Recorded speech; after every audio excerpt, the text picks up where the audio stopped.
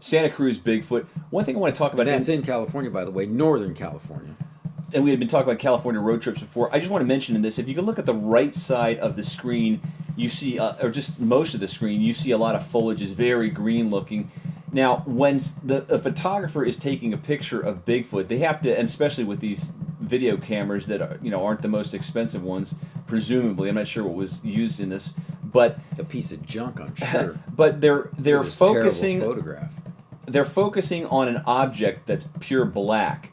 Now, if they expose for the Bigfoot just to get some kind of detail, and this is far off and you can't see it that much, Are you trying to make up for the it's going to show miscomings of these photographers? Just blows out some of the lighter areas, and you have this just giant white area behind Bigfoot. It's the only way they could have gotten any detail in Bigfoot at all. We were talking about cryptids before that have fallen out of favor. Chupacabra was one. What is another?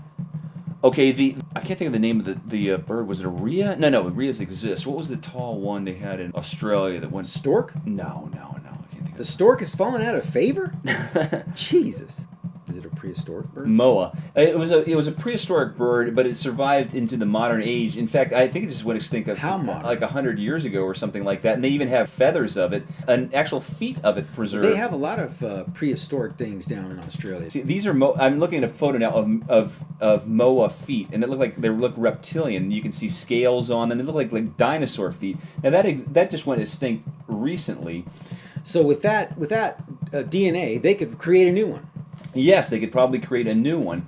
Is that something we need? And yes, absolutely. I'd love to see it. Look out! So is there going to be a Frankenstein on every corner? That would be fantastic, and that would create a boon to the cryptozoology. I don't think that's. But see, now that there's been so long that people have not seen one, or there haven't been credible reports that's kind of fallen out of favor. So the Moa has fallen out of favor.